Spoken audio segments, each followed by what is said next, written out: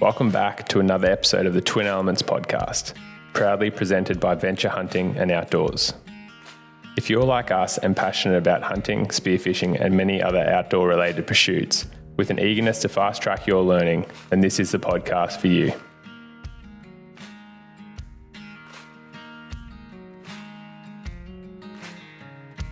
Hey legends, welcome back to another episode of the Twin Elements podcast. Today it's your hosts Ayden and James Doumtsis, and we're going to be answering one of our most sent in podcast topics via email and the Twin Elements Instagram, and that is a gear dump. So what we're going to be doing is going through and breaking down all the gear that we use in a normal day's hunting.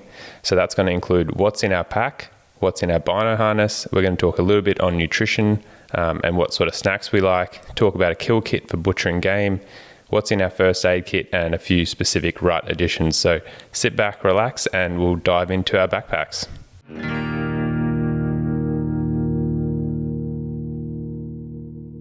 Venture Hunting and Outdoors is Australia's premier hunting retailer, with the mission to give Australian outdoorsmen and women the resource they deserve. Venture started from a team of passionate hunters and has transformed into a community. Through group events, top quality gear, exclusive deals, and expert guidance, Venture is more than a hunting store. Check out their website today to see what epic deals are available. So for me, one of the most important things when it comes to backpacks and looking for a pack on the market is regardless of if it's a day pack or a multi-day pack, want to make sure that it's got a load frame or a meat shelf. And that's basically giving you the versatility to, if you're successful and take an animal and be carrying a lot more weight, basically put that between the pack's frame and your actual backpack compartment. Just having that means that you're able to pretty much double the volume that you can carry out of the mountains. It makes it so much more comfortable as well, being able to ruggedly strap it to the pack rather than have it sort of dangling loosely and trying to strap that down in your pack compartment. So that's probably the biggest thing that I look for in a backpack is just that load frame feature. It's definitely really important when you're hunting the mountains and taking out animal quarters, specifically with big animals like elk or buffalo or any red deer or anything like that. I think with that load frame too, just in a lot of the game that we sort of commonly face here in Australia and probably New Zealand as well, maybe other than a buffalo or a red stag or something like that, most of the time when we're talking about pigs, goats, fallow, some of those smaller deer species, you can pretty confidently carry out both back legs and back straps and even some of the front leg meat and stuff like that and neck meat just with a load frame in one go. Or if you've got a mate there, you can well and truly carry out pretty much everything that you're going to get on any of the deer species. Obviously, doing out a scrubber or a buffalo is going to be a bit more of a logistical meat mission and something you probably want to have organised a bit more. But this is more surrounding if you are successful on just a day out. What pack size we sort of commonly recommend is that 2,500 to 3,000. We find that's pretty cozy from what most people are going to be having in a day pack. And like what Ayden said, just having that extra meat shelf and load frame, it means that you can, if you are fortunate enough to get something, you can, load up on meat as well without compromising how much you're actually putting in your pack. And that's why we really like that feature. But 2,500 to 3,000 is definitely the size that I'd say most people are going to want to tackle when it comes to just a normal day bag. If you're like us, however, and are planning on doing these multi-day trips, or if you're carrying a lot of camera equipment, all these types of things, we've obviously been to New Zealand, America, so we've got the multi-day packs that are up to that 7,800, 8,000 sort of volume. That's personally what I run as a day pack, and then I just collapse it down. So just making sure that you've got all the compartments that you can, fasten tight, really collapse down. It also does give you the benefit of having, the versatility of having tripod attachments, spotting scope pockets and attachments on the sides as well.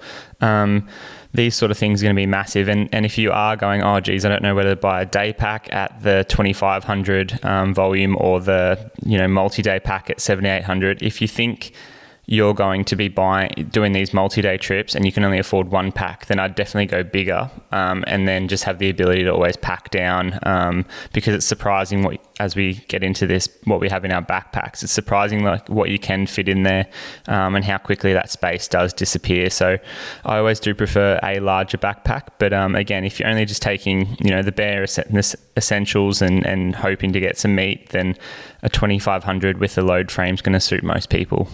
And most companies nowadays too have it where it's set up that you can have the one frame, and then you can have like multiple different bags that you use across it. So like what Ayden said, 100% agree. If you're going to be just like, if you sort of just want one bag like ours, mine's actually about a 5,000 pack, and it's an EXO. I've had it for years, really love it. Was worth every cent I spend in it. And have done some incredible stuff. It's really good as a day bag, just because Ayden and I, carry so much crap, as we'll break down, but also have used it on all the US and New Zealand trips and everything like that. I personally find it a little bit small at 5,000 for, if I wanted to do like a 7-day backpack hunt, just because we have all the camera gear and stuff like that. So I'd probably want something a little bit bigger than that for, like if you were doing like a 7-day hunt. But it's been good for me. But yeah, I reckon if depending on your budget and stuff like that, like probably like what Ayden said, a 7,000 for like a multi-day hunt, and then probably looking at that 2,500 to 3,000 for just a day bag. But it just depends on your budget. I 100% agree. Like I'd rather just have one big bag if you can only afford that, and then cinch it down, which most companies now have that feature. Another cool thing that I really like is the belt pockets and stuff like that, just for keeping like snacks and stuff in. So you can, like, if anyone's ever hunted with us, like we're fairly mobile, always moving and like pretty much eating as we hunt. So yeah, it's just good to have that there, so you don't really need to stop. Additionally, having like a hood pocket, so you can keep some of your more like emergency based sort of kits and stuff like that readily handy and easily available without having to jump into sort of the main pocket and go sort of diving in there and try and find it. Yeah, I can definitely vouch for that. There's nothing worse than, it starts raining and being like, oh, geez, now I've got to go and dig in my pack and get the backpack waterproof cover out, or, my waterproof clothing from the bottom of the bag. Because a lot of these things, which we'll explain, like the kill kits and things like that, I do specifically or strategically put at the bottom of my pack, because it's generally like one of the last things that you get to or need to use. And if you do, then you're happy to sort of open your pack. You've got a bit of time. Whereas if you're sitting there going, oh, is that a big stag over there across the mountain? You want your optics, like your spotting scope, to be super accessible, and that's where having like all these pouches and different little versatility mechanisms like free and ready to use. And that just goes for, as James said, like those pouches or hoods that are on top of the backpacks. Like that's somewhere you can chuck, even if it's just electrolytes, a little bit of food, your headlamp, things that in a situation where you need a run and gun, you can quickly grab it, make sure that you've got stuff on you that you need.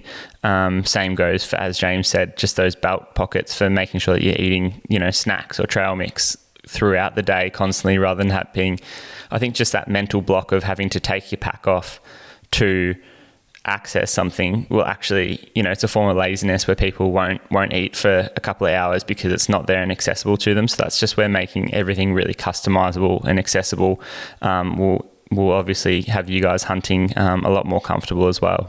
So now jumping into sort of one of the main emergency things in the pack is a really good first aid kit. So something that and it's not enough that like if you're in a hunting group with like 2 or 3 guys or girls, that there's a first aid kit amongst you. It's like, it's one of these things that like Ayden carries a first aid kit, I carry a first aid kit.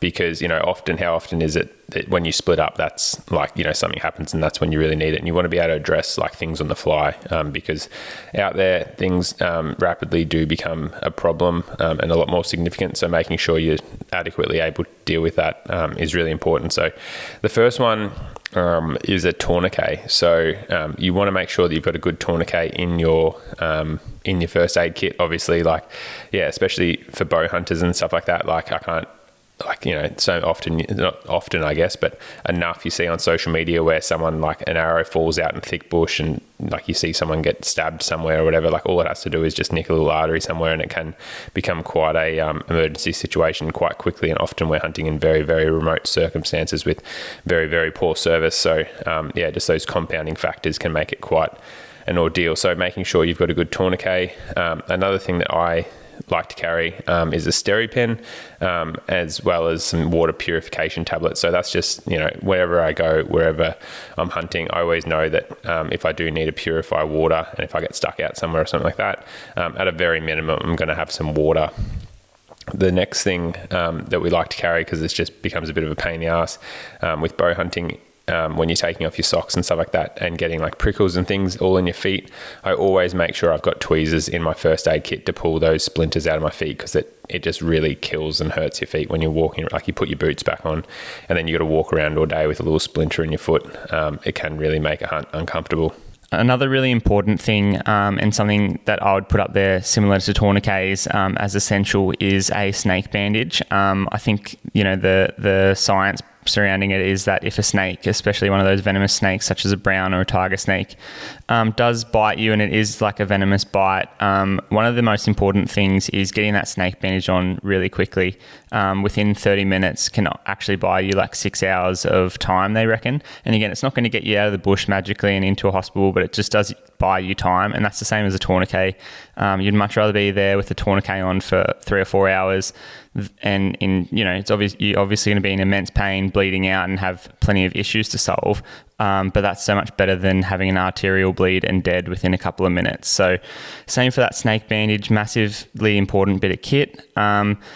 After that, we're going to go into some just smaller bits that we have in there, more for creature comfort, and that is like Band-Aids, alcohol swabs. Obviously, if you cut yourself or have any nicks or anything like that, you want to just be keeping yourself as clean and hygienic as possible. Little tiny, stabs and wounds and things like that can fester and get nasty pretty quickly. So we want to make our time in the mountains hunting as comfortable as possible, and that's where I actually also, as I've got a bit older, really enjoy just having a range of medications and tablets on me at all times. Not necessarily like a medicine cabinet, but just enough to get me out of a tricky situation. For example, I always carry like Nurofen or Panadol, as well as there's just like massive thing to be said for we're already dehydrated and, sweating and all this, often at like a caloric deficit when in the mountains. So, just keeping ourselves fueled is important. And then if you add to that you've got some sort of nausea, you've got like diarrhea or vomiting or something like that, just having, GastroStop, the medication or tablets, can be really important for, preventing further losses. And these are things that in the past I would have obviously tried to like battle through, but just having, a little stash of tablets can be really, really helpful in the long run. Yeah, I think we're starting to show our age here by having this medication stash in our backpack. But yeah, definitely speak wonders to, having like Nurofen and Panadol now, like probably more, not for like necessarily a day hunt, but more like if you go to New Zealand or like, in the US and stuff like that, like there's been a few times where you might do a couple of like really big days on the hills, and the lower back and the knees start to get a bit niggly. And it's just a nice thing to just sort of take the edge off. We're obviously not, curing anything here, but whether it helps you sleep at night or just make you feel a little bit more comfortable. But yeah, definitely like a nausea one or GastroStop for diarrhea. It's one of these things that just, like even the water purification stuff, I guess, a lot of the time, pretty rare circumstances that I've ever used them, but it certainly helped, make a situation that was going to be pretty literally shitty, a lot more comfortable. So, for carrying one sachet of 10 tablets, it can be the difference between a pretty comfortable, or not comfortable, but, a bit of a plugged up couple of days or a pretty wet couple of days, I guess. So just something to keep in mind, and like literally just go to the pharmacy sections of Woolies or Coles or wherever and just grab all these things. Is pretty easy.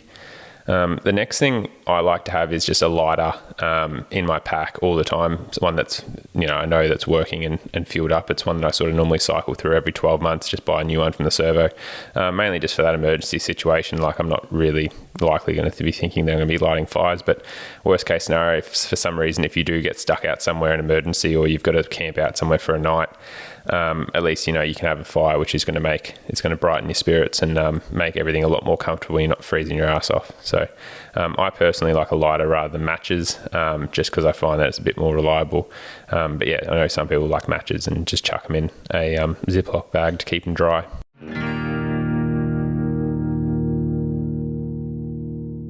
Whether it's hunting, fishing, hiking, or any other activity in the great outdoors, Dog and Gun Coffee is ready to fuel your adventures. Their preloaded drip filters are a game changer and help you enjoy cafe quality coffee in the wild. Their dark roast, the Samba blend, is my personal favourite. The legends over at Dog and Gun Coffee have extended their support to you to help us discover your brew of choice today. Use code TWIN10, that's numerical number 10, at checkout for $10 off your first order.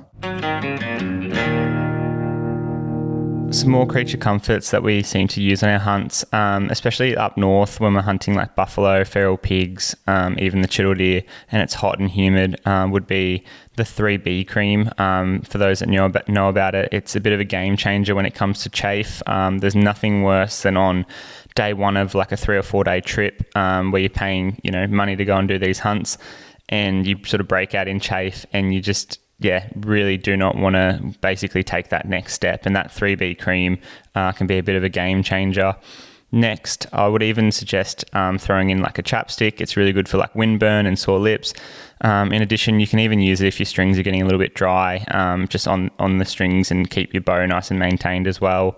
And then lastly for me, is just like one of those sort of creature comforts would be insect repellent. I know that we've just come back from a trip up in Australia's Northern Territory around that Coburg Peninsula, hunting for bangtang, buffalo and wild boars, and it was like a scene from Jurassic Park where the mosquitoes were massive. They were like dinosaurs. The midges and sandflies were huge, or the march flies. So we couldn't get enough insect repellent on us. It was next level. But yeah, whether it's a can or a roll-on, sometimes just having that, is really important. Especially if you're hunting like wet, soggy areas or swamps, can be really, really good. Just to, again, make sure that you're not swatting away at yourself, and you're a bit more stealthy when walking through the bush. Oh, I think it's almost like a pro tip, really, just having insect repellent in your pack. It's one of these things that I just have in there all the time now, because I don't know why, but you just get it's obviously seasonality and stuff, but you just get sometimes where like on some places the midges and modsies are just so rampant, and they just how often are you going to be sitting there at 50 meters from like the chital stag or a red of a lifetime, whatever, and you've just got the midges like floating around you and stuff. And like, honestly, it's so hard not to like slap them, move, whatever like that, where it's just, you just become so much more comfortable and you genuinely hunt better. I feel like my skin's crawling now just talking about it. But you just hunt so much better. Just, putting on, whether it be some cream or a spray or stuff like that. And generally I'll buy like something like Bushman's 40% or something, like get a really good one. So it's just like, that you're going to be covered. I honestly think it makes your hunting not only more comfortable, but you hunt better because of it, because you're not like constantly trying to slap midges. You're looking around more, being more alert, and definitely something to have in the pack.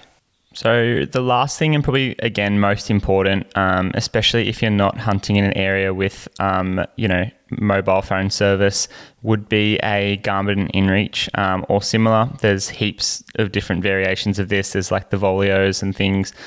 We like the Garmin InReach one because it can give you like mapping software and topography and stuff like that. If you've got the Mini, then it's simply more of like an emergency device. They connect to your phone, and with subscriptions you can obviously talk to family and friends, 24 hours, sending text messages and things like that.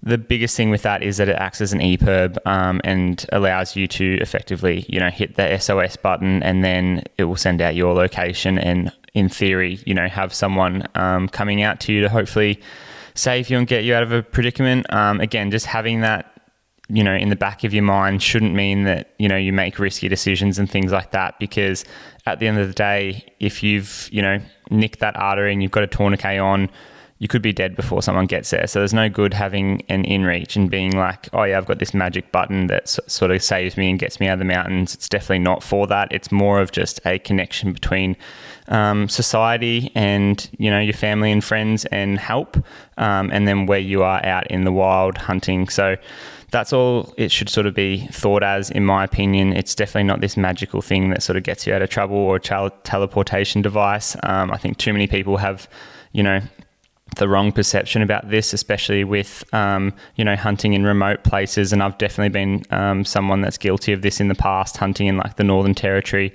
without one. And it's just, things have the capacity to go wrong so quickly when out in the bush, especially solo, where people, know that you're out there on a particular property, but don't know where on that million acres you are. And you're just going to end up, if something does go wrong and you don't have one of these, as bird poo, essentially. Like something's going to go wrong, you're going to die. And your family and friends are left wondering what the hell happened, and it's just not fair, especially when for X amount of $100 you can get some of this gear that is gonna keep you connected to the real world and hopefully safe. So that would be my biggest sign off in terms of like first aid kit and gear, would just be snake bandage, tourniquets, and then obviously something similar to like a Garmin InReach. Yeah, I definitely think that like nowadays there is no excuse not to be using like a Garmin InReach or something like that for the SOS or EPIRB devices. Like, especially, like if you've got a family, wife and kids, or a husband and kids, in my honest opinion, I think you're being a bit negligent to not have something like an EPIRB, even just from like a connection point of view, to like connect with and talk to your family in case of emergencies, but also just for that SOS function. Like if you're not carrying something like that, like too often you hear, like not so often in Australia, but definitely in New Zealand, like the US and all those places, like, shit goes wrong. And, for the cost of it, I think it's like $400 for a mini, or might even be less now. The peace of mind that you get from just having that, like Ayden said, it's not some magical thing that's going to just teleport you off the mountain, but like it's something that everyone should have in their pack. And they actually have a new feature now, which is a bit of a side note. I think I just saw something that they've got with Garmin where you can actually send photos now too, which is pretty cool. So obviously not so much an emergency feature, but it would be good to be sending massive photos of elk or something like that to your mates while you're out there hunting and they're at work. So just something to bear in mind. But yeah, if you don't have some form of an EPIRB or a Garmin InReach or something like that, like, yeah, I genuinely do think you're being negligent, and it's probably something that you need to get. I mean, you can even talk to your partner about being a safety item, and that's why you need it. But yeah, whether that's what you need to get it across the line, but it's definitely something that should be in every hunter's pack. Another thing to consider when talking about like first aid kits, and again, I've been guilty of this, I'm just thinking about it now as I sort of talk to you guys, and it feels as if I'm like almost lecturing you a little bit as to make sure you do this, this and this. And like, I'm definitely not good enough with it. Is I can't tell you the amount of times I've been on a boat, for example, spearfishing, and had a mate say, oh, the tourniquet's under there, or the life jackets are under there, or blah, blah, blah. And it's just, it's all good having a tourniquet, but if you don't know how to use and apply it in a stressful situation when you are bleeding out or a mate's bleeding out, it's no good to you anyway. So there's no point carrying around all that extra weight in your pack if you don't know how to use it. Same goes for the Garmin or the snake bandage. So, equipping yourself and educating yourself to be able to get yourself out of these situations if shit does hit the fan is going to be massive. So, buy the tourniquets, obviously have, the safety in the back of your mind, but then, practice using it as well. Make sure you know how tight and what tension level to get the tourniquet, how to, do the snake bandage, whether you go from top down or bottom up. Do you know what I mean? All these sorts of things are just little factors that you want to know when you head into the bush, just so you've got that peace of mind. The next critical bit of gear for us would be a really good headlamp. So we use lead lenser ones and have for quite a while, and just found to be really reliable and durable. Had them for a couple of years. We actually like to get the ones where you can get the spare batteries as well and have a spare battery charge, because it's now actually got to the point that I just carry a spare battery and a whole spare head torch in case, because I had my first lead lenser, which it lasted ages, but when you need a head torch, you need a head torch. It's one of these things that I walk out in the dark often without a head torch, just because I don't want to alert game and I'm a bit stubborn like that. But it's something that, like, when you need a head torch, if you're blood trailing something after dark, or if there's no moon and you're trying to come off the side of the mountain, it's like using your iPhone is like a shit alternative, and you really do need to have a good head torch, and then making sure it's charged. And that's where, like, having the battery just makes it so much easier. The spare battery makes it so much easier, because that as soon as you swap it out, you're taking that out of your pack, and then you can go and charge up the spare one, because you want one that has a couple of hours too, because especially if you've wounded an animal and you're going to spend half the night trying to find it in the dark, you want something with a good battery as well. Not that, like, something with a good focal beam and stuff like that too, that you can normally change it to a bit wider beam and dimmer for if you're in camp, but then also if you need to be like seeing distant, like a long distance or whatever, if you're trying to pick a route off like the side of a mountain or a cliff or something like that, like you want something that you might be able to focus and be able to see 30, 40, 50 meters out as well. So we use lead lenser, but there's plenty of great ones out there, and definitely something you want to have a backup of in your kit. Next, we'll sort of talk about hydration, and there is this age-old debate of whether you go with something like a Camelback or a hydration pack that's sort of collapsible. I've seen that you can now buy like these little plastic water bottles that, you know, you can fill with water, and then as you use them, collapse them right down into like just a little almost like, placement holder or something that you'd like sit a mug on, for example, like a coaster. So they collapse right down. But personally, especially with doing a lot of the Chiddle Deer guiding up in North Queensland, I can't go past something like a Camelback with 3 litre like capacity as a minimum. And then I always seem to have a 1 litre Nalgene bottle, which is just those sort of plastic hiking bottles that have been great. And one of the tips that I'll suggest with that is getting a wide brim or a wide opening Nalgene, just so that you can collect water a little bit easier, as well as, you know, with that SteriPen that James mentioned earlier, which emits like UV light to kill, I think it's like 99.99% of bacteria, protozoa, all these sorts of things. Just having a wide brim allows you to get that in there and actually like effectively kill those harmful things that we're worried about. So that gives you about 4 litres of water, which for me, is probably enough for most days. I often, am feeling it by the time I get back to camp at night after doing the Spotted Safaris hunt for the day, and we'll immediately go and smash some water again. But yeah, again, the 3 litres, just something that I can access throughout the day with the Camelback. I often chuck it in my backpack and then have the cord running out and then connected interlooped through my backpack shoulder strap, and then make sure that it's sitting there right, very easy to, access. And that for me is where the difference comes between a Camelback that I can access and a water bottle that's in my backpack in theory that I have to fully take my backpack off or get a mate to go through my backpack to grab a water bottle, get it out, drink some, try and put it back in there. I find that they're a bit noisy, like a water bottle is a bit more noisy as well when they collapse and they get the air in there, and you're trying to like put it back in your backpack quietly. The Camelback just sits there. It's got a hose connected to you that you can constantly access. I just think they're a really great bit of kit, especially if you're hunting in those warmer climates.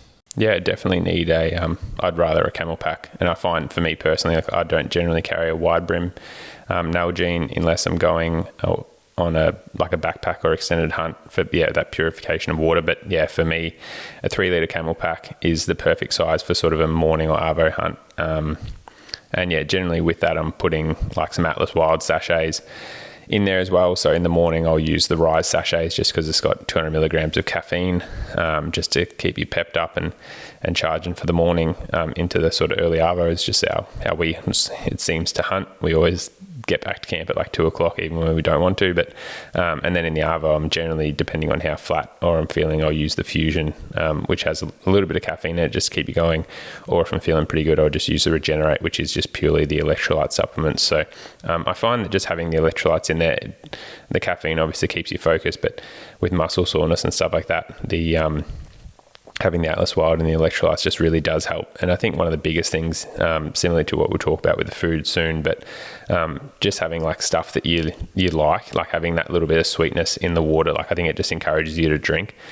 So mixing that with the Camelback where it's just there all the time, I think it just compounds the fact that you just drink your water rather than like I used to hate it when I take bottles and I'd get back to camp and I still had more than half my water left and I just carried it around. And obviously that firstly puts more pressure on you for carrying it, but secondly also makes it putting more pressure on your body as you're not properly hydrated while you're out there hunting. So just a few of the bits that we like. But additionally, see, that's where James and I like differ, because I personally hate nothing more than chucking, a hydrolyte or something like that in my whole water Camelback. For me, I like the water and just the refreshment of, clean, normal water.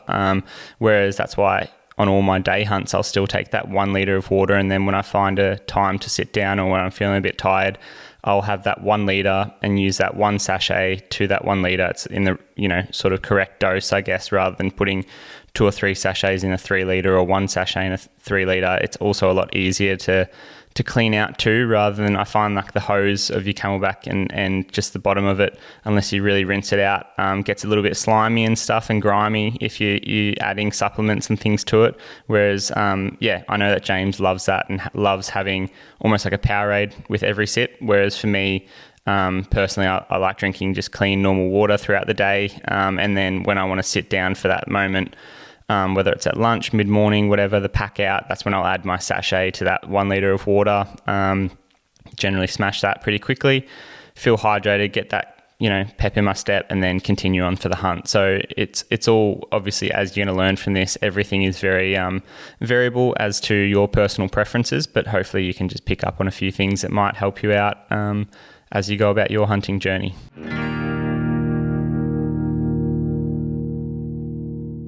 If you have ever thought of overseas travel and hunting in the United States, then listen up. Whether it be an annual trip or a once-in-a-lifetime adventure, Hunting Full and the consultancy team will cater for your needs. I've been utilising their service for a couple of years now and could not be happier with it. The whole team, from the admin staff to their hunt advisors, has been a pleasure to work with. Hunting Full not only helped me draw one of the best tags in Montana, but we sat down and had multiple meetings to construct a hunt strategy to ensure I had the best hunt possible. If you're interested in using Hunting Full's license application services to draw more tags across the Western United States, email applications@huntingfull.com. That is APPLICATION @HUNTINFOOL.com and mention Twin Elements to get 25% off your first year of service. The Hunting Full team will take care of the rest. So a few last ticket items that we chuck in our pack. So wet wipes, a bit of a creature comfort, especially something I've only started using the last couple of years. I was always just on toilet paper. And after having a couple of lovely experiences with wet wipes, thought they were worth the additional weight to carry around. So now I just buy a scent-proof one and just leave one in my pack, which is great because you pretty much use them for a whole year or whatever. Another thing is an Allen key. So I love just having one in case you see something loose on your bow or, on your binos or whatever, like just having an Allen key on your backpack. Quite often it's more just the fact that that you've got it in camp or on you at the time, but it's always just like a peace of mind bit of kit having there. And then the last one, which is come from personal experience, a spare release aid. And that's just because I don't know how many times now, especially using like a cut down Scott hinge release aid. It's only a small little bit of kit. I think I've lost 2 or 3 of these now. Obviously a bit of a slow learner because it took me a while to get a spare one and just have that in my pack. But now walk around with the spare release aid in my pack because at least then you can keep hunting. Obviously a lot worse if you're on a 5-day backpack trip and you've walked in 10Ks somewhere. But even for an arvo hunt, it can be a pain in the ass if you get somewhere and then realise that you haven't got a spare release aid. So worthwhile bit of kit to have in your pack. So next one we're going to jump into is, as James would have alluded to in the intro, is what we like to call a kill kit. Simply put, it's basically what we use for all of our butchering. That's where we're going to keep our knives, our game bags, basically things that we're going to use to process the animals. So, this is again very much a personal preference thing. What I've come to really like is, in terms of knives, is having a solid knife. Generally something that's lightweight, but that I can sharpen, use for disarticulating bones if needed. Do the heavy lifting.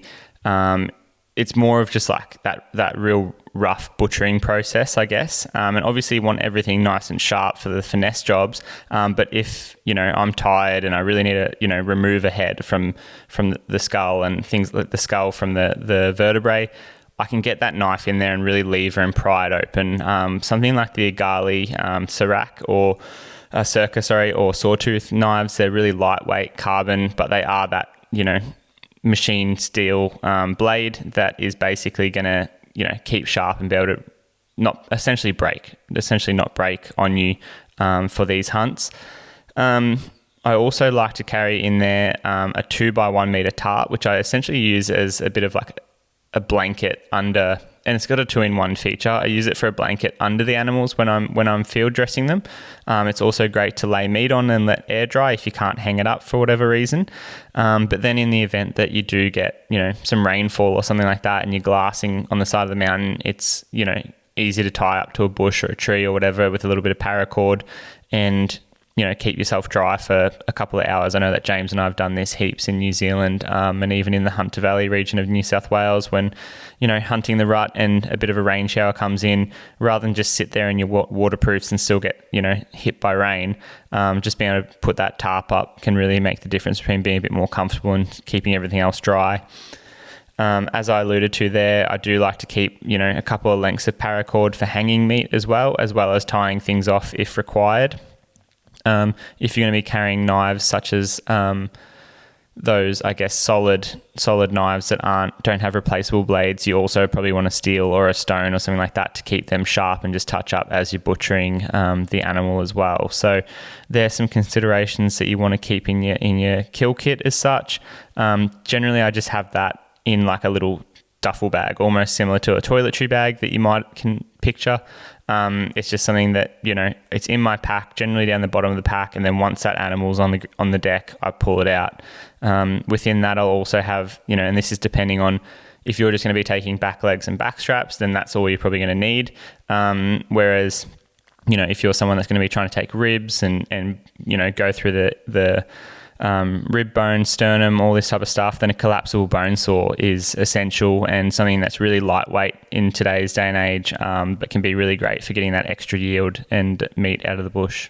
Yeah, so I have a bit more of a refined sort of probably system when I'm just hunting here at home with my kill kit. So I used to carry the tarp and the paracord and stuff like that, but now with the Agali game bags, I've just found that I can, they're big enough that I could use them to lay the quarters out on, if not just chuck them straight in the bag, and then they've got cords that are strong enough that you just hang them from the tree. So it sort of simplifies that process. The tarp is nice if it's raining, but we don't really I generally carry wet weather gear or a wet weather top at least, which we'll get to in my bag later. So it's just trying to minimize how much I'm carrying on a day bag.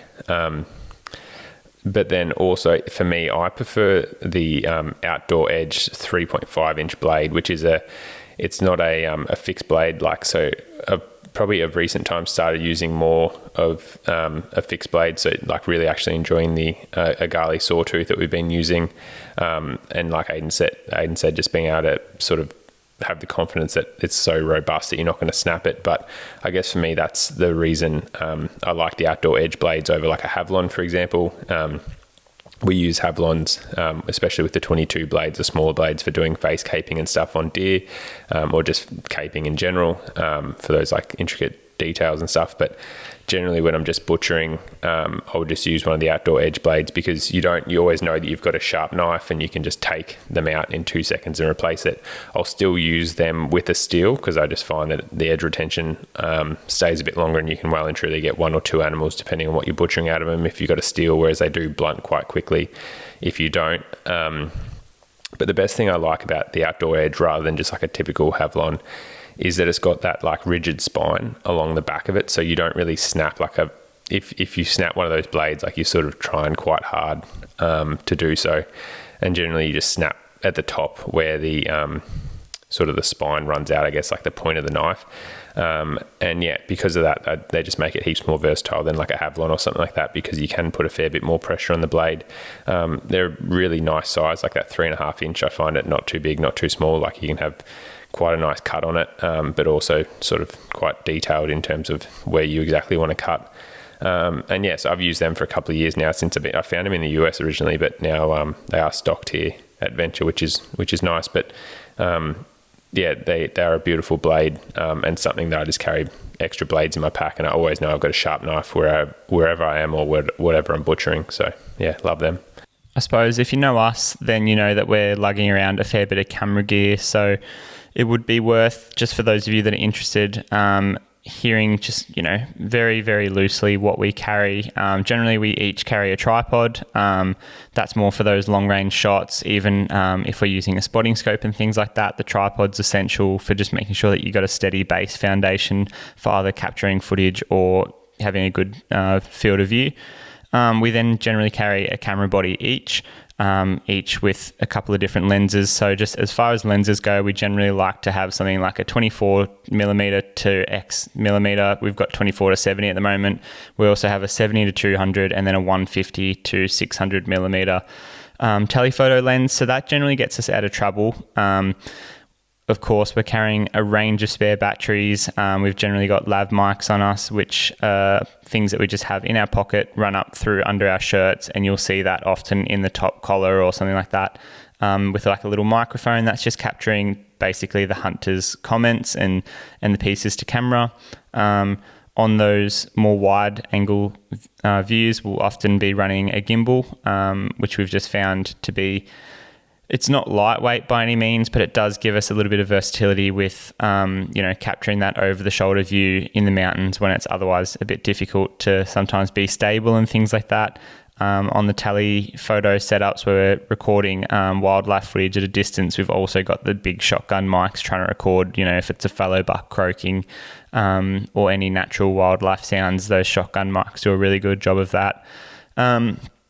When carrying camera gear, and especially if you're just hunting in the mountains and want to protect your gear, I think dry bags are essential. There's so many different companies out there that make them, but you just want to make sure they're obviously waterproof, lightweight, but then seal quite well. So I've had times where without camera gear, we use them obviously for our camera gear essentially, but there are times when, it was really, really wet, hunting in New South Wales or something like that. And I'd take my binos out of my bino harness and chuck them in a dry bag in my backpack under a waterproof backpack cover, and just make sure that, they're safe and protected, because sometimes you're spending thousands of dollars on these bits of gear, whether it's camera gear or optics, and you don't want them to get wet. So dry bags are definitely a great thing to have in the backpack as well as what I've recently started doing, just because I run my phone a lot more for like maps, for filming hunts, for if you've got a Garmin InReach, you want to be able to use that for the texting features and things like that.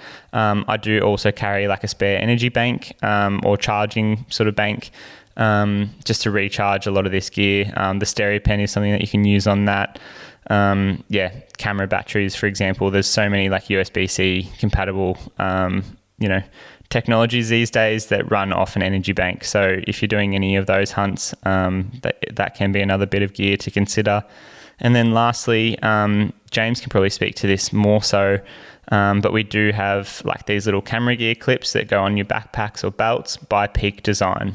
Yeah, so the Peak Design clips, they're super handy, especially if you're not using like a massive lens, where you just you put a clip onto the base of your camera, where you would do like a tripod mount or something like that, and then that clip then clips into a clip that's fastened onto your backpack. So that can either be on your waist strap or on your like sort of shoulder straps, I guess. And it's just super versatile, super handy in the sense that a lot of the camera gear that we'll talk about as our recommended camera and stuff, it just means you can have the camera always available and ready to go and film and stuff without needing to have it in your hands all the time. So you can still glass, you can still hold a bow, all that type of stuff. But then if you want to actually film something, you can just quickly get the camera out and film it. So it's not like if you're going to do like a full cinematic video or whatever like that, you'd be running a tripod, but it's just good if you want to get like little snippets for social media, or if you just got like some cool wildlife encounters, or there's a cool clip or whatever. Those Peak Design clips, they're awesome. But as you can see, we carry quite a lot of crap for you guys to make these hunting films in terms of camera gear. There's probably an extra 5, maybe even more, 7 kilos of extra gear here, purely in just tripods and gimbals and batteries and camera bodies and lenses and stuff like that. So there is a lot of stuff. You can truly tell that we're passionate about it, because there's no sane person that would carry this much extra gear to go and get these films if they didn't love it. So hope you enjoy it. And that's where I think it's worth saying that there's no point carrying all this gear just for you to say like, the environmental conditions aren't quite right, like a little bit, I've got to climb up that mountain, so I'll put it away. It's a bit easier to walk up that mountain if my camera gear is away, because I guarantee that's when you're going to see that animal or have that interaction or that creek crossing and things. So it's like, there's no point carrying all this gear around just to keep it in your backpack. And that's where those dry bags can be really great. We've got some that are almost the size of like a large meat bag that we just chuck over the camera on a tripod, and we can, sort of zip tie it off or elastic tie it off to the tripod and carry it up through a storm. And then as soon as that storm sort of dissipates, we're on animals, you just pull it off. And, it's rather than, because I think, again, making things accessible and knowing exactly where they sit in your pack or in your sort of like mechanism of using it is so important to actually, being successful in the field and being comfortable and capturing these moments. Because I can't tell you the amount of times I've thought, maybe I should put my camera gear away, or, this might be a bit thick, but having that, and certainly like camera gear does break at times and things. But again, like I'd much rather a scruffed up camera body or something like that than one that's immaculate, but you never capture anything on it. So that's just one of those considerations is, hunting is pretty hard on the gear. But that's why if you buy good gear initially and then sort of use it regularly, you're going to get paid back pretty quickly for it.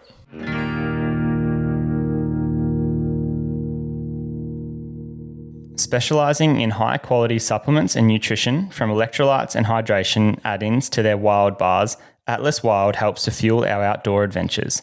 Their Regenerate lineup has been a game changer whilst hunting up north in the heat and humidity.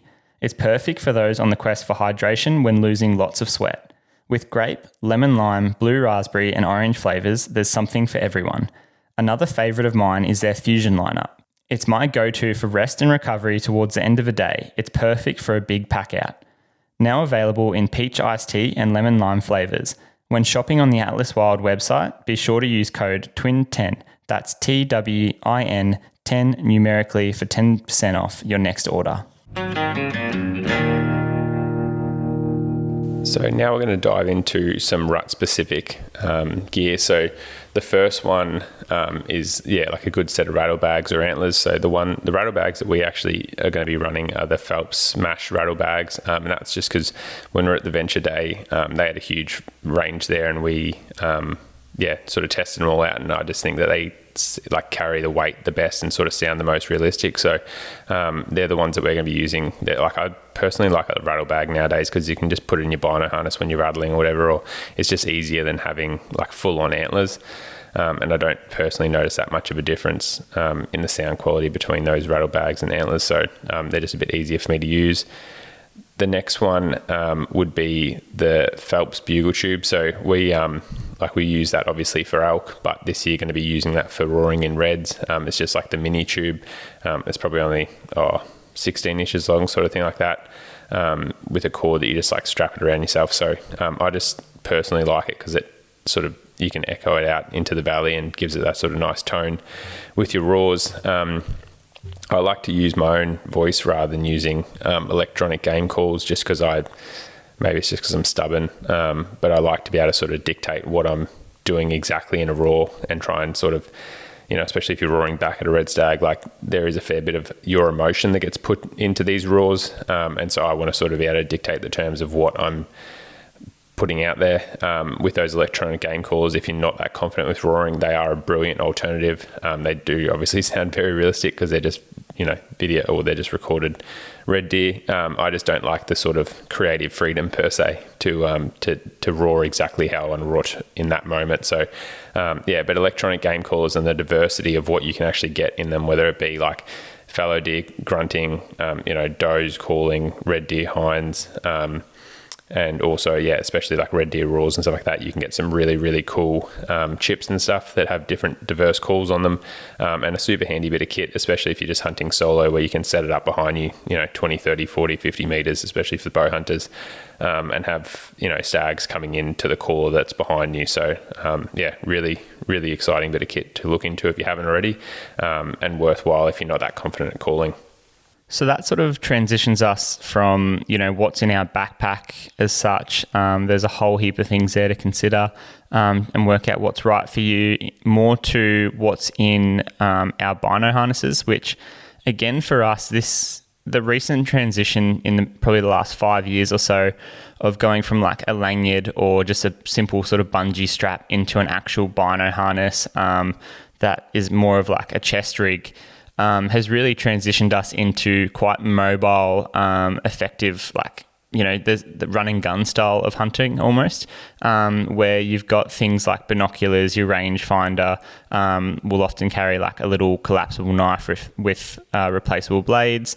our wind puffer, maybe even a spare camera battery, some sort of lens or glass cleaner, like in terms of a wipe. I've even put head torches in there, fox whistles, diaphragm calls. So these Bino harnesses can be pretty amazing in the fact that it's almost like a little backpack of all your essential gear sitting there nice and snug on your chest.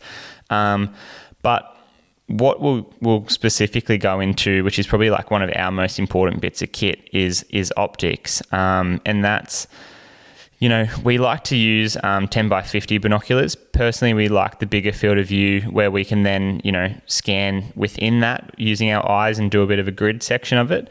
Just simply because we spend so much time behind the glass, it's really integral for us that we're buying one, quality optics, and then two, optics that, I don't even mind using a little bit heavier optics as long as I'm getting that field of view.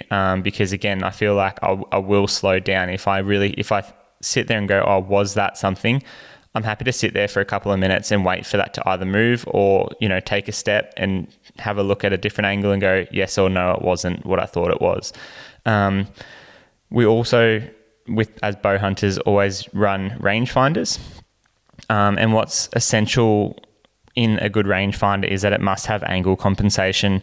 And then depending on if you're using like a simple little handheld monocular rangefinder, or if you're using a 2-in-1 binocular and rangefinding system in your binos, is just making sure that the minimum focal, distance or range distance is suitable for a bow hunter if you're a bow hunter. If you're a rifle hunter and it goes down to 30 meters, then that's completely fine.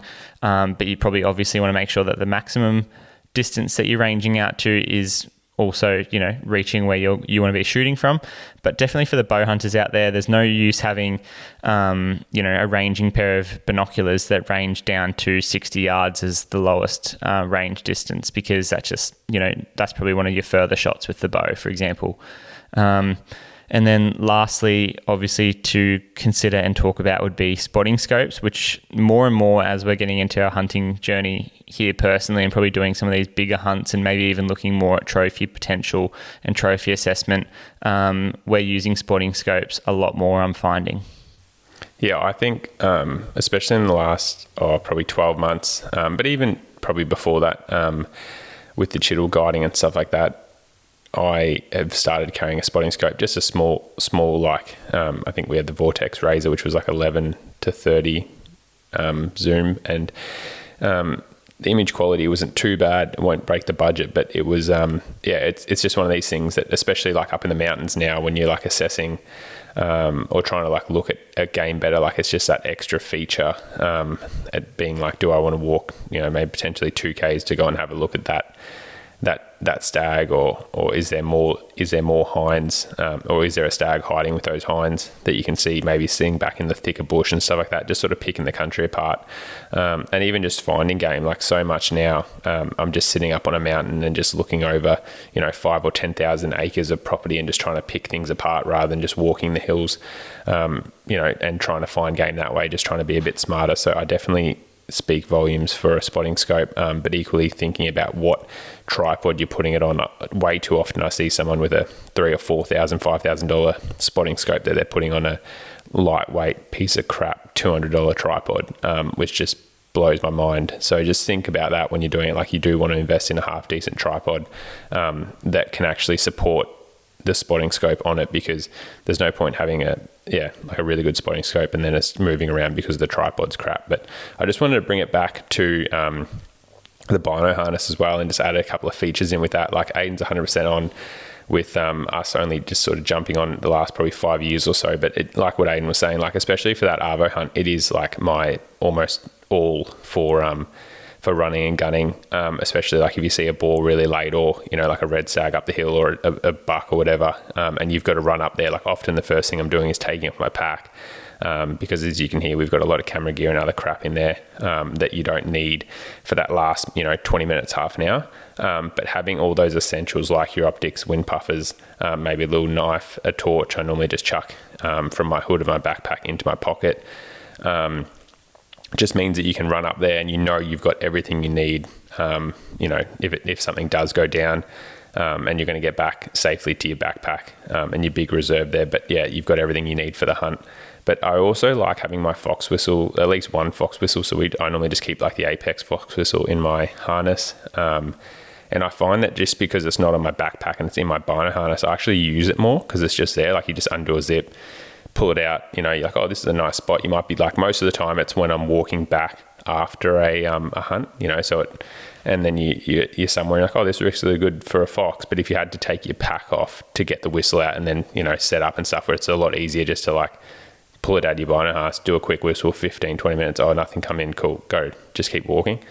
So that's why I like it there. And another little thing with the rangefinder is I like to have mine on a bit of like a lanyard, quite a short lanyard, just so that if things are turning hot real quick and you've got a stag, or something where you just need to range something, but you don't have much time, you don't have to be fluffing around trying to put it back into the actual rangefinder pocket, and you can like confidently drop it without it like hitting the floor or, whatever. Like you can sort of just let go of it and it will just like sort of fall there.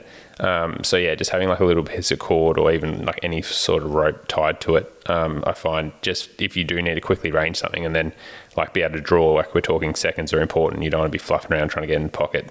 Just having it tied up is, handy bit of kit. I think importantly, just going back to that safety that we spoke about in the introduction to our backpacks and things is just if you are taking your backpack off, try and be mindful to grab your inReach and just clip it to your harness as well, so that it's always on you. Because again, if something does go wrong, you're out in the bush and it's midnight, your torch has died and you're sort of lost or something like that. If you've got someone back at camp that also has an inReach that you can just send them a message, say, hey, can you come and try and find me? This is where I am. It's going to be a lot easier than having to wait that night out. And then, I'm sure that in daylight you'll get, clarity as to where you are and things like that. But it's just, again, a Garmin inReach is only as good as having it on you and accessible. So just, things like that for that when you're about to bail off the mountain and go and chase that boar or red stag for that last little stalk or whatever, it's really good to have that chest rig and Bino harness equipped with all these important bits of gear. But yeah, just make sure that you've got things like that Garmin inReach on you as well. So with what we're actually wearing, starting with one of the most important kits that you'll ever buy, and that's your boots. So Ayden and I obviously run the Lower Ranger GTX 3s. We run them everywhere now, from mountains to floodplains to everything. Like we've tried lightweight boots and other alternatives and stuff like that, but they're so comfortable that we just wear them on every single hunt. I don't find them too loud because often, if stuff pops up at less than 20 or 30 in the mountains, well, it's popped up there because you're probably walking slowly more than you're walking quietly. The next thing is often we're taking off our boots anywhere we are if we're planning a stalk out in the last 50 or so meters anyway. So it's not really a huge thing. But even in the mountains, I just like the sort of stability I get from them. Like sometimes if I'm in really steep rocky terrain and stuff like that, I'll choose support and structure over being quiet. And I'll actually wear them into the final moments of the stalk. But can't go past those lowers. They're an incredible boot. We've also, as you would have seen in our socials, recently made the switch over to Numa Outdoors camouflage sort of lineup. We've been pretty religiously wearing the Renegade pants as well as the quarter zip shirts or the pullover shirts. They're really lightweight and breathable. And to be honest, I've got no reason not to be sort of wearing these more even in the rut, as it'll definitely be cooler in the mornings, but that's where we're going to just equip things like a jacket or a puffer vest, for example. Things like that are really important to have in your backpack, especially if you're planning on doing glassing. I think the added bonus of having like a little collapsible puffer jacket or a vest or something like that, generally I like to have them as being one size up, because by the time I go to put them on, sometimes I'll just chuck it on over that chest rig as well. And honestly, it's almost like giving me that outer shell insulation just to prevent you from the wind. Because I think sometimes it's not even that cold. It's just the wind chill is actually what's cutting through you. And just by being able to add that extra insulated layer, especially when glassing, can really, really make the difference between being sort of uncomfortable and wanting to get out of that vantage spot and down the mountain a bit where the visibility decreases, or sticking it out for like an extra hour or two. It does make a difference. There's often things such as base layers, which I've definitely got in my kit. I don't wear too much because, again, I like to personally probably go in being a little bit cooler than warmer, especially if we're going to be marching up and down the mountains before first light, trying to get to a croaking buck or a roaring red stag or something like that. The last thing you want to do is be too warm, trudge up the mountain, get a real big sweat on, and then when you're in that last moment of the stalk and potentially not moving a bit or waiting for it to roar or croak before you take a few steps, or you've got watchful does or hinds or something like that, the last thing you want to be doing is having all that sweat on you and perspiration, and then a cold wind hit you. You're just going to get really, really cold really quickly. So that's where I'd prefer to actually be a bit cooler, probably sweat less on the way up, and then if I need to, chuck a jacket on for that last bit of the stalk. But that's just some strategy. And again, as far as camouflage gear, there's so many options out there, whether it's Kuiu, there's Tusk, there's Numa, as we've just mentioned, Spiker, Sitka. I could talk for hours about it. As long as it fits you, it's comfortable, and they've got a good enough range, it's going to keep you nice and comfortable in the hills. That's the biggest thing. Just some added things we like, a good pair of merino socks, something that's going to obviously be able to not keep, I like to keep my feet fairly cool. If my feet are warm and sweating, I get really uncomfortable quite quickly. I often have gloves in a little dry bag, similar to my waterproof gear, in the bottom of my bag for if it starts raining, or a little pouch. If it starts raining, I can whip that out really quickly. And then one last thing to consider is just a face mask, or a buff, I think they're often termed. That can really make the difference of just concealing yourself and getting rid of that shine off your face, especially when bow hunting and within that final, moments of the stalk when you're within bow range. It can give you second chances. Yeah, there was a great summary there of all the gear that we use. I'd just like to touch on the gloves, especially now that moving to Armidale, I definitely have gloves in my backpack. And that's mainly, to be honest, when we're carrying the tripods. It seems, especially in winter, even if it's up around Charters Towers and we're guiding, that tripod is almost just a absolutely freezing rod. It honestly chills your hands to the bone. It just actually hurts. So now I just run even just one glove during winter. It just makes everything a lot more comfortable. If it's proper cold, then I'll be running both. But yeah, one thing just to touch on with the buff or the face mask, I find that people, it's definitely a bit of handy bit of kit, and when you're in close, super important, especially if you're calling in stuff, whatever, just trying to limit that glare. But I find people overemphasize it sometimes, in the sense that they're oh, you've got to have your buff on, but then they just move so quickly as a whole. So it's yeah, that buff is that little 1%, but it's sort of what I was saying about even with camouflage and stuff, and people overemphasizing how much it's going to conceal you. It's yes, it breaks up your outline. So does a buff, obviously, but it's just if you're doing massive movements, even if there's a buck or a stag or a boar at 50 meters, and you're lifting your hands up to look through your binos and stuff, and then put them down when it's looking at you, it's well, that's going to be way more of a problem for you in terms of being successful in your stalk than you wearing a buff. So just think about that. It does help keep the shine off you and stuff like that, but it doesn't mean that all of a sudden you become invisible, which some people think. Another thing with buff that mistake I commonly see is obviously with the bow hunters mainly, but when you're anchoring, so people don't shoot and practice with a buff on, and so they get in those final moments, and especially if it's quite a thick one and stuff like that, or it's bunched up in the wrong spot, it can actually throw out your your anchor point a fair bit. So just making sure that you're practicing with that buff on is going to be really important, so that you're confident when you're actually shooting, and you don't do a missed shot because you haven't practiced with that buff on. So definitely do some practicing.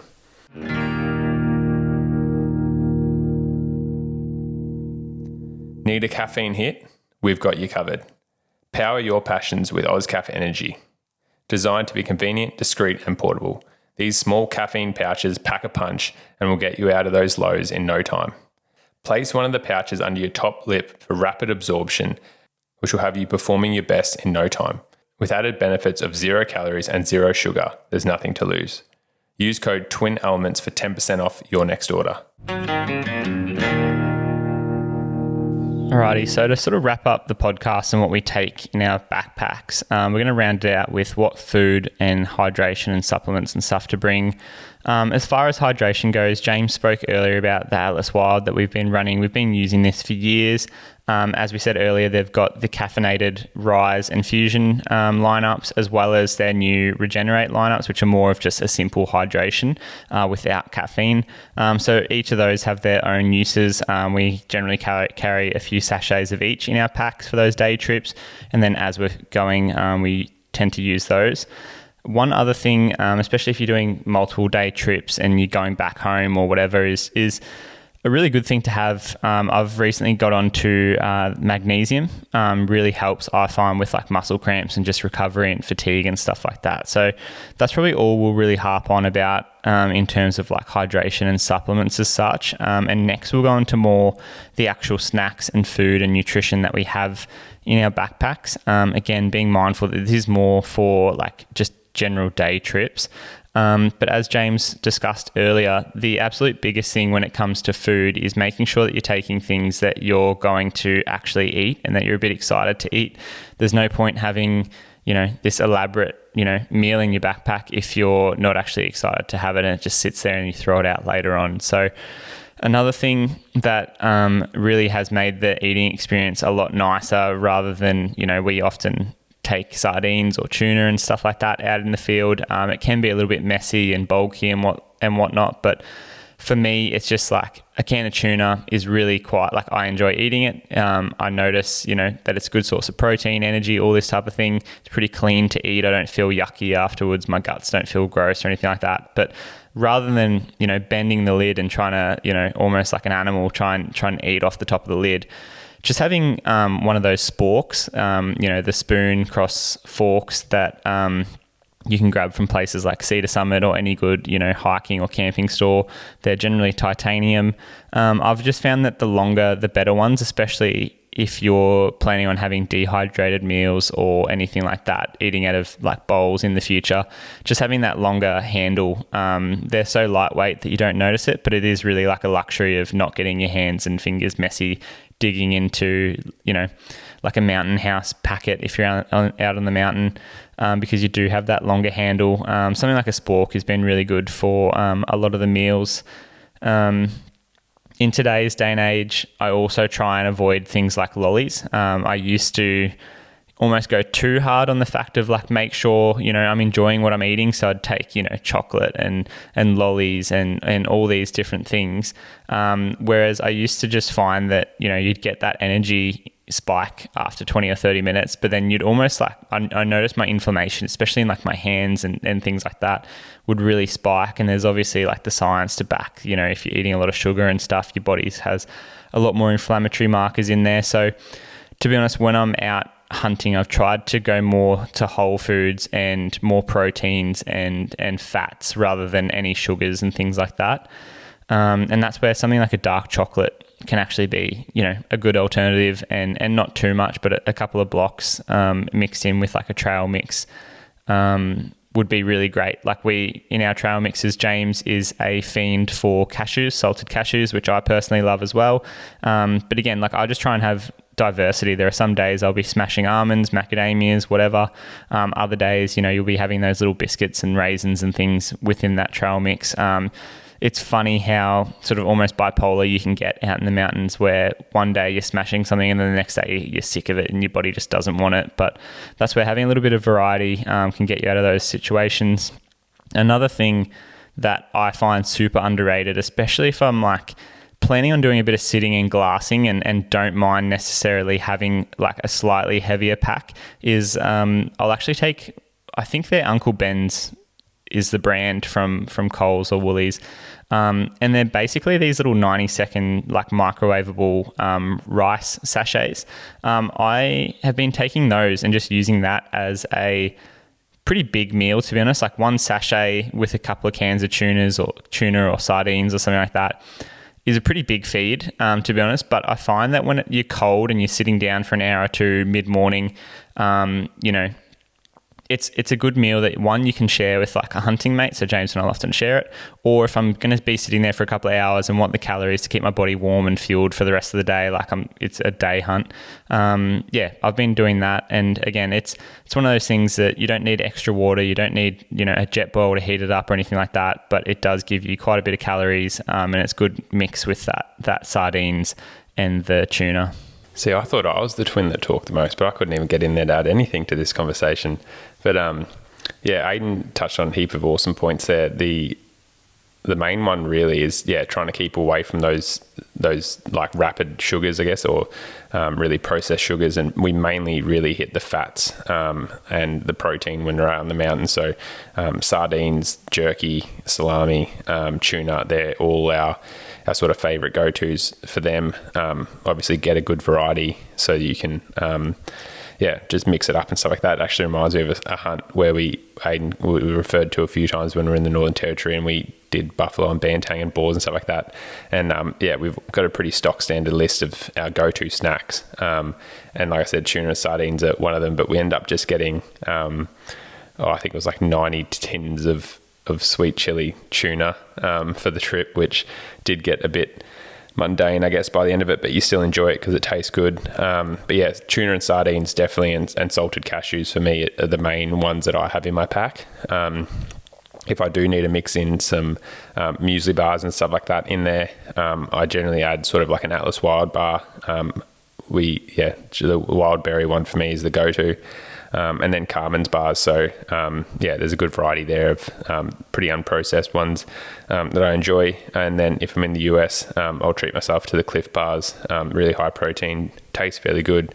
And all those bars aren't really sort of overly sweet, especially the Atlas Wild bars. I feel like you're just giving your body what it needs rather than just like sort of killing it with the sugars and stuff. And like Ayden said, like definitely can feel it if you're trying to use sugars, especially processed sugars, as the sort of the way to keep your calories up, like with chocolate and stuff like that. Like I'd rather be using fats and protein. I learned that in my first US trip where it just really did struggle. And so now I sort of stick away from them. I will have dried fruits and stuff like that. Like sometimes I'll treat myself if I'm just sitting on the mountain glassing. I might have some like dried apricots or something like that, or dried mango, which is just like a nice little snack and treat. But it's definitely not like the mains that are going in our packs all the time. It's really just dried meats and fish and stuff like that with some nuts. But more recently, another thing that I've added in, we chucked it in here under the snacks section, but it's probably not necessarily a snack, or at least if you're not doing it right. But and that's the Ozcaf energy pouches. So they're like little 35 milligram pouches. And they've just become a staple in our pack, but also probably in my every day-to-day life, to be honest. Just chucking one of those in, I find, especially as I'm moving in, like, well, we've spoken about, like, we use Atlas, which has caffeine in it. We obviously have like a Dongun coffee normally when we're in camp and stuff like that. But the Ozcaf ones are mainly just like a pick-me-up exactly when you need it. So if you're sort of feeling like a low sort of mid-morning, or if you're just about to go into a stalk and you've been hunting for days and days on end, you're barely getting any sleep, walking plenty of miles, like it just gives you that hit instantly when you really need it. And I find that it's just helped increase the success because you don't do the dumb little mistakes, like you're not clumsy with your foot placement, you're not clumsy with your movement, like you're checking on all the hinds when you're stalking in rather than like missing one and just being a bit sort of haphazard. And I found it to be a really good tool because it gives you that rapid dump, but then it also doesn't seem to have that, like, I know with me, like I have a lot of caffeine, but I still feel the effects if I drink like a coffee at just say 4 o'clock in the arvo and I want to sleep at night. Like I'll still feel the effects where I'm like lying there and my mind's like racing and stuff, whereas I don't really get that with the Ozcaf energy. And so that's where it's sort of come into my everyday life where, if I'm editing, in the arvo and I want some caffeine, but I don't want to be stressed about, am I going to be lying in bed at night looking at the ceiling?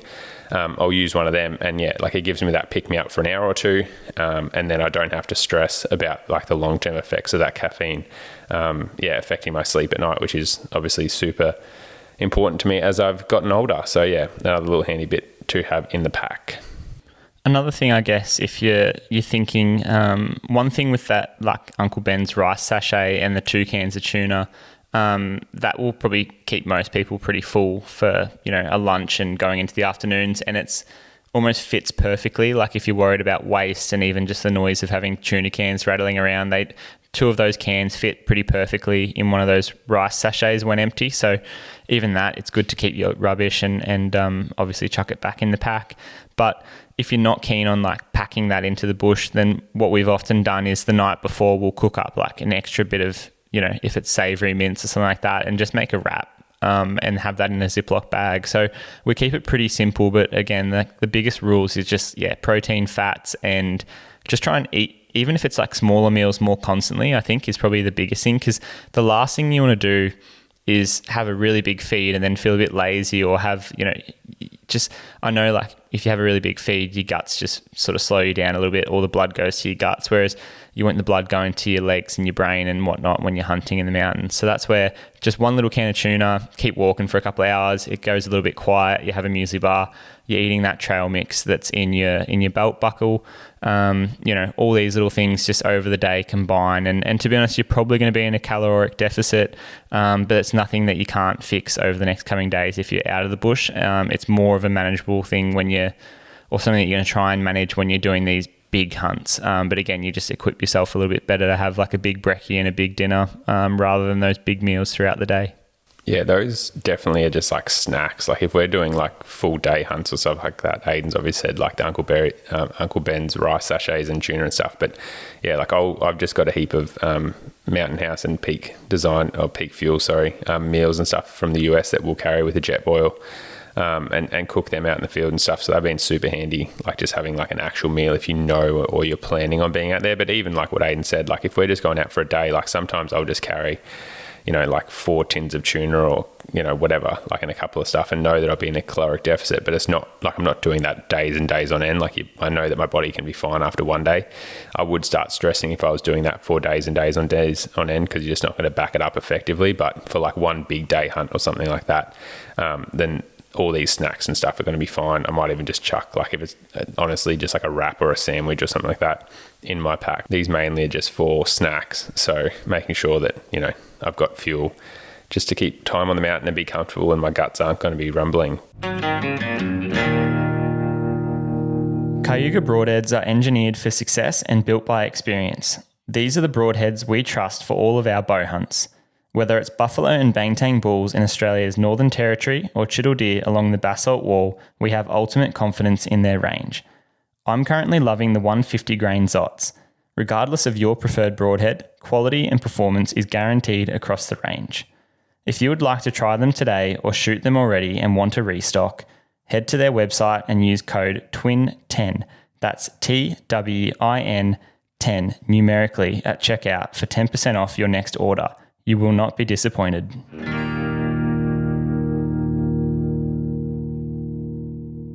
Well, hopefully you've learnt something there and can take away an item or two, whether it be safety or just gear from Ayden and I, or what we use in our everyday hunts and what we've got in our pack and Bino harness. If you have any more specific questions, make sure to send them in and we can address them on a future podcast. But we're just going to jump into some FAQs that listeners have sent in via email and sent us through on Twin Elements. So if you've got a question, make sure to send us one. You can also send us a message at Ayden Doumtsis Outdoors or James Doumtsis Outdoors. And to be honest, we've been fairly inundated with FAQ questions. So the next podcast we're about to do is purely going to be an FAQ one, just to try and tackle some of those, because there's just been an abundance of messages come in. It's about time we started answering them. So thank you to everyone that has sent one in. If you have one, please do send it in and we'll get to you on a future podcast. But this question was sent in a few weeks ago, and it's probably one of the most common questions that we get, and that is, what are the 5 gear mistakes people make when you're planning a hunt? Just off the top of my head, I think, our most integral bits of gear are probably our boots and our optics, so that's what I'll probably focus on here. But definitely when it comes to just mountain fitness and stuff, is not wearing in your boots prior to a hunt. So people are pretty guilty of this, buying really quality boots and then chucking them on once. Yep, they fit, they're good.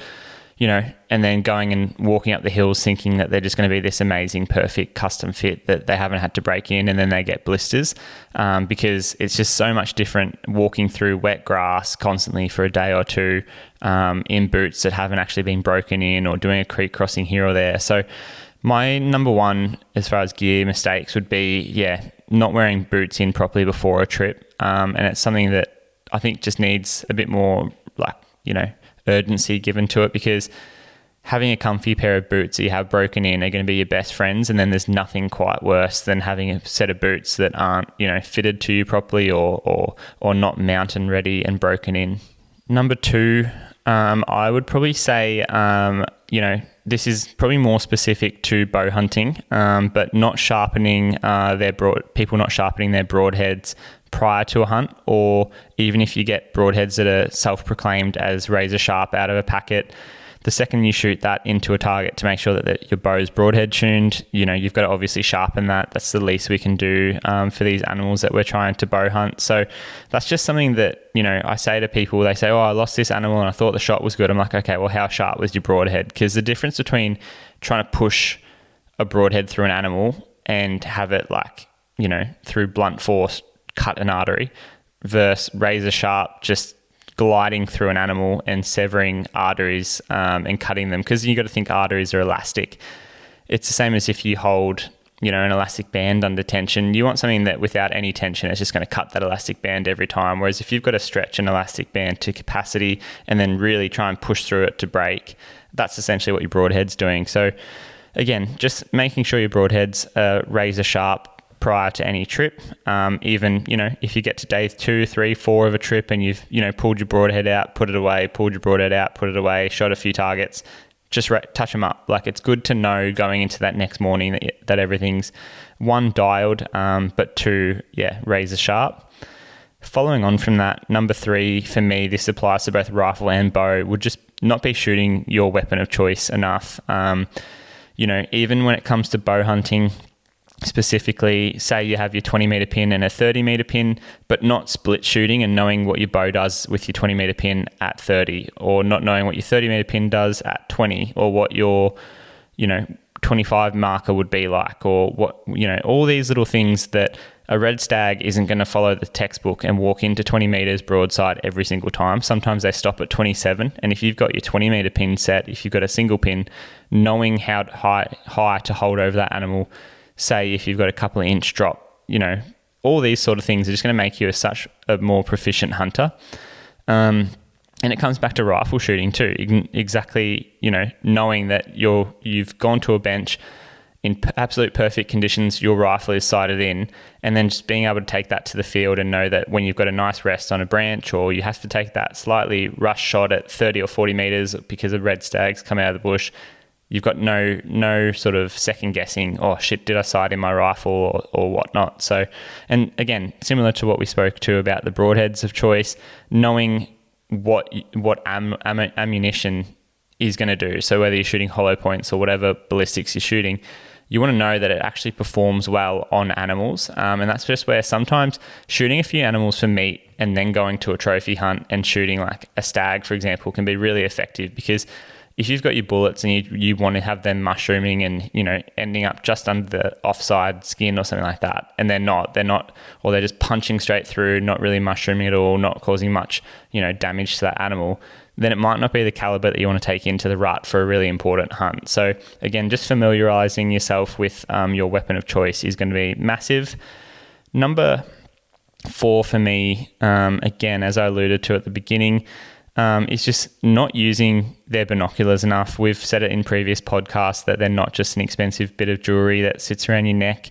Our binoculars are probably the most important bit of gear, where I can't tell you the amount of times throughout a day that I just see a slightly different shade, texture, shape, whatever it may be, and my binoculars are straight up. And there'll be some times I'll be mid-conversation with someone and I'll just stop. And I'm glassing, 800 meters away sometimes, and it's in a totally different stratosphere. And I go, oh, there's a stag there. And they're like, where? And I'm like, oh, it's just its antler. You won't be able to see it. Let's go and have a look. So as we discussed earlier, we like the larger field of view. But even if you're using like an 8x42 set of optics and you're hunting sambar deer in really thick, gnarly country, I know a lot of people just try and rely on their eyes. And even if they're just walking, 20 meters and they're just like looking over a little bit of a bank. Whereas if you get your like binoculars and you've only got 30 or 40 meters to look in front of you and you rack focus in between all the branches, like it's amazing like the antler tines that you'll pick up, or just a little bit of tuft of hair that your natural eye won't actually capture. So again, just using binoculars more is definitely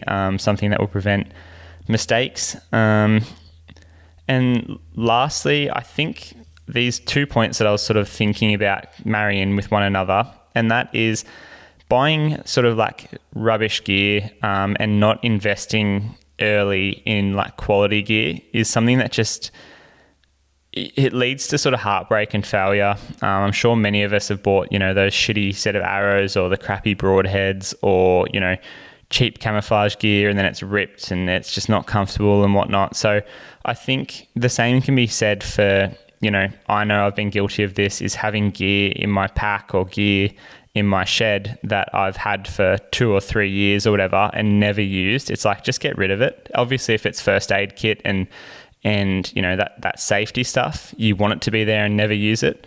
But if it comes to, the amount of times I've come real close to getting rid of that, 2 by 1 meter tarp, for example, but then I use it on a trip to New Zealand or I use it for meat care, and I'm like, nah, it does have a place in my pack, for example. But there are so many other things that I've got rid of over time, and it's just refining your gear to actually what you use, because at the end of the day, you don't want to be carrying extra weight. And then, if you have to sort of like justify, oh, it's in there in case of this and this and this, it's like, how often does that circumstance actually happen? So I think they're probably my 5 sort of gear mistakes that people make when planning to go out on these hunts. And hopefully with, today's topic of, a gear guide and more specifically tailored to the rut, people can have a bit more of an understanding as to what works for us.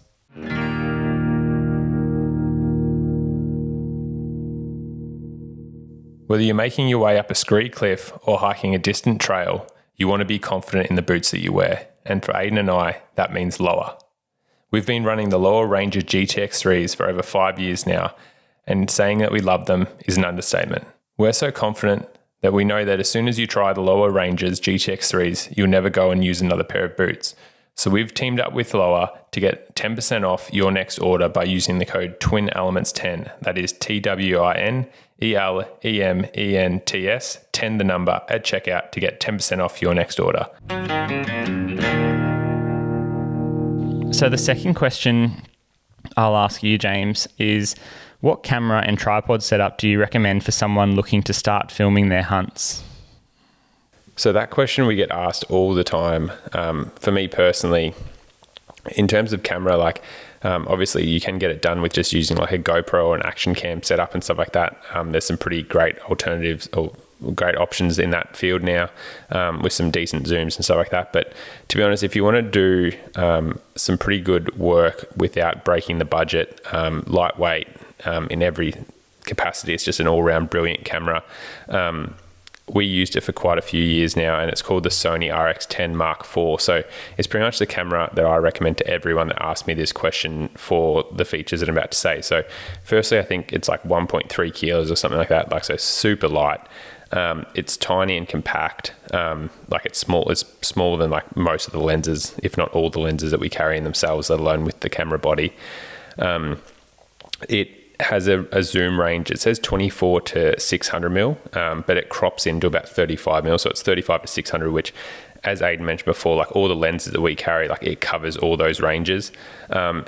It doesn't have much of like a blurred background and stuff like that, like in terms of when you're filming, but for most parts, for most people's videos and stuff like that, like you don't really need that. So that like it sort of in some ways can help because it's got like a bigger focal area. But it's super versatile, easy zoom, easy to focus. The manual focus on it's really good as well.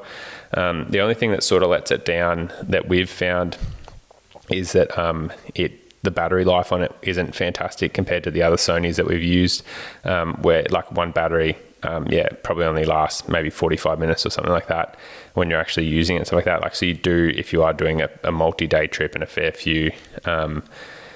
bit of filming, you do chew through batteries quite fast. But for an all-round camera, I think last time I checked it was about $2,500, which for most people, it's one of these things that you can use on family photos and holidays and take photos and holidays and, take it wherever you need, use it at work, whatever. And yeah, it does everything. Like it takes pretty good photos. It wouldn't be probably the first recommendation but in terms of generally does everything, has the lens built into it. Not overly expensive. It's an awesome camera, and I really can't go past it. Like I've looked a couple of times at some better alternatives, and I'd love to hear if someone did have an opinion on a built-in all-in-one camera alternative that they think could sort of knock it off its pedestal. But for me, for the last probably 5 years, I just have not found a better alternative to recommend to people, and know honestly now probably 10 to 15 people that are running them here in New Zealand, so that just love them, just for all the features I've said. They're dynamite. So if you're in the market, check them out. And then what tripod you run it on? So we run Manfrotto tripods for our high-end sort of filming and stuff like that, but it just depends on what tripod you're actually going for. So they're quite robust and heavy and stuff like that. Obviously, for using bigger lenses and bigger cameras, it weigh more, and you want to be steady when we're filming. But one that I picked up in the US a couple of years ago was the Slick tripod. So it is super lightweight. I think it only weighs 1.6 kilos. And yeah, it's really sturdy, packs down nice and small. It gets up to sort of mid chest height. It's not overly high, but mainly really good for spotting scope or glassing or something like that. Didn't break the bank in terms of cost, but yeah, same thing. Has some really cool features, and mainly just that lightweight alternative. You don't want something, if you are just mainly using it for sort of mid-range filming projects, and also just for running a spotting scope, I wouldn't be looking at something that breaks the bank. We obviously do have all those, so they just double up. But yeah, there's plenty of good sort of mid-range budget tripods out there, but you just want something that is going to be able to be sturdy even in a decent wind, because there's no point, like we said, having really good glass sitting on a crappy tripod that's just shaking, because they're just going to make it, as valuable and as good as a $500 tripod on a $500 scope on a good tripod. So just something to consider when you're looking at tripods. With tripods as well, there's obviously a number of different base models that you can get in terms of from the legs down, and whether it's a 2-part, 3-part. Personally, we've gone back to a 2-part where you just do 2 clips, and it's extends up to a 6-foot human basically.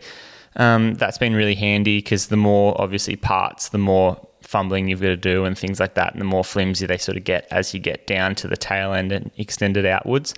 But more specifically talking about the actual tripod head part, we've always used a video head that's really smooth for panning and things like that, more for the video side of things. But one thing to sort of consider is whether they've got an elevation or an angle pitch is sometimes really important, because being able to, rather than having to sort of lock off the tripod legs and on the side of the mountain, reduce one legs to cater for the downhill or uphill sort of side slope of the mountain, being able to just grab the tripod and from the base or the head of the tripod, be able to just raise the camera up slightly so that it's level and shooting not on a 45-degree angle, can really make the difference between getting some good footage or footage that you later can't really use because it's on such a severe angle.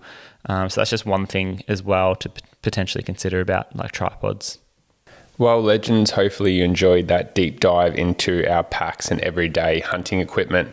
Hopefully you picked up a few tips, whether it be around safety, having a Garmin inReach, or just a few of the little intricate details of what we eat, what we like to have in our backpacks on a hunt, down to obviously what boots and camo we like to wear. So hopefully you learned something there. Everyone's personal preference is different, as even between Ayden and I, where I feel like we're aligned on a lot of things.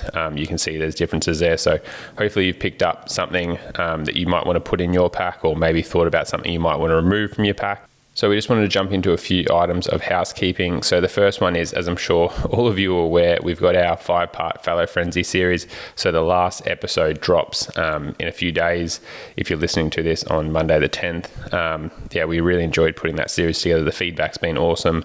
It's cool to have a whole series of essentially someone's rut documented, the highs and the lows. So check out the last episode to see the final finale of what happens there with our run-ins with Uno and the white buck. It was really awesome filming it. Really loved putting it together, and a series that you guys have really enjoyed watching. So thanks for all the feedback on that, and make sure to check out the final part 5 episode of Fallow Frenzy on our YouTube.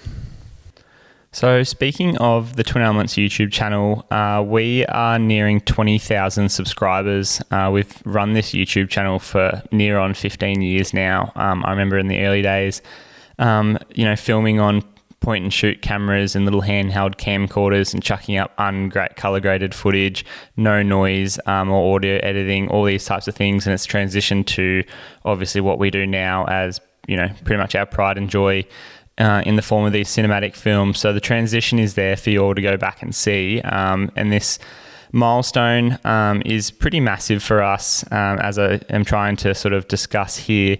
But we're going to be doing a massive giveaway with, quite fittingly, obviously, as this is like a gear guide, with a heap of gear that's going to be available to you guys to win as part of that giveaway. So make sure you're listening to updates across our socials for details on how to enter. What I can say for now is that mark in on your calendar on the 26th of March.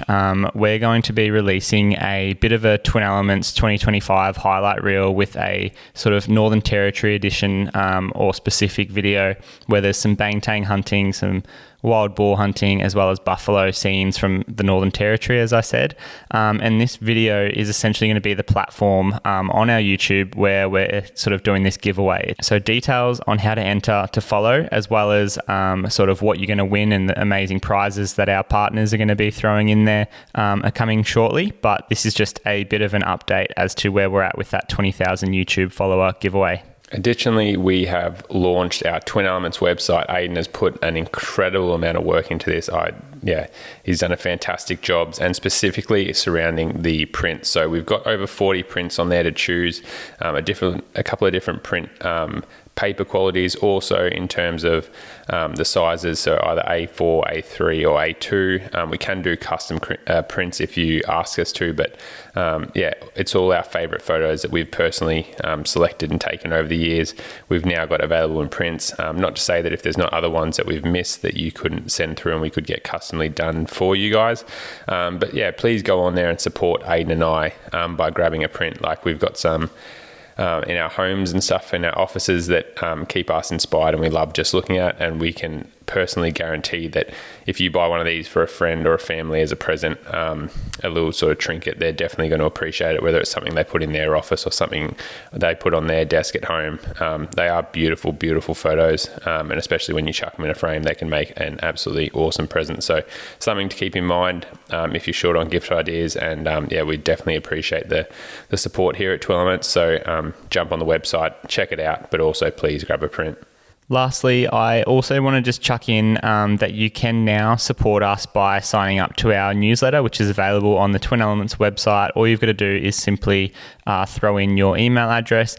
That will keep you up to date on deals, any upcoming events, media releases, and most importantly, new giveaways that we're going to be doing. We will have some specific to the newsletter subscribers as well. So keep an eye and ear out for that.